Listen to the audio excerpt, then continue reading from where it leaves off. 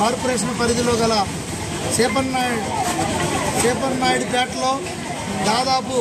ఒక 25 మంది వైసీపీ నుండి వచ్చి 25 కుటుంబాలు జాయిన్ అయ్యాయి. వీరికి కూడా సాదర స్వాగతం పలుకుతూ వీరందరూ కూడా ఈ ప్రభుత్వం నిరంకుశ పాలన, ప్రజా వ్యతిరేక పాలనపై విసుగు చెంది వీరందరూ కూడా వారికి కూడా సాదర స్వాగతం